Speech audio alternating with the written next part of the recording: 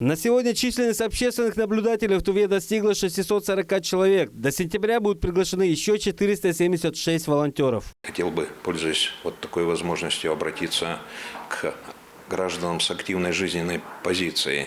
Приходите на базе общественной палаты, мы вас обучим, пожалуйста, и это даст вам возможность дать личную оценку ходу проведения выборов и так далее, конкретно своей работой на конкретном избирательном участке.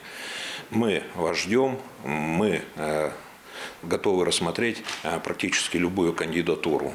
Без опыта работы. Возраст общественных наблюдателей определен с 18 лет. В настоящее время основным костяком волонтеров являются представители Ассоциации юристов, Союза библиотекарей, психологов, советов отцов и матерей. Общественный наблюдатель, он не ангажирован в пользу какой-то политической силы или политического, или кандидата, или политической партии. Он представляет общество, и главная задача общественного наблюдателя – это обеспечение законности и проведение выборов в строгом соответствии с действующим законодательством. Вот на это ориентированы все наши общественные наблюдатели. Вот 640, о которых я говорил. Вот эта задача главная.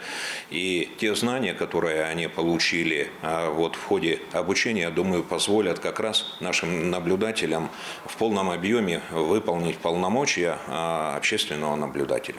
На протяжении последних лет в России происходит увеличение конкурентности между партиями на выборах самого разного уровня. Появляются новые технологии, дающие возможность, мягко говоря, ввести в заблуждение лиц, следящих за легитимностью избирательной кампании. В этом году в деятельность общественных наблюдателей внесено ноу-хау, позволяющее увеличить их результативность. Для нас очень важно, что общественные наблюдатели впервые за всю историю у общественных наблюдателей появилась возможность контроля за ходом выборов путем видеонаблюдения. Будут установлены 2 монитора совместно с представителями СМИ, кандидатов, другими заинтересованными лицами. Мы готовы проводить это видеонаблюдение и рассматривать, если вдруг что-то будет выявлено, каждый случай нарушения, который гипотетически может происходить на участке. Всего в день единого голосования на всех участках планируется выставить 1116 наблюдателей-добровольцев. Огромная сила, которая станет еще одной заградительной цепью возможным нарушением избирательного законодательства. Сайгын Бирбю, Чайхан Донгак, Азамат Очур, Тува 24.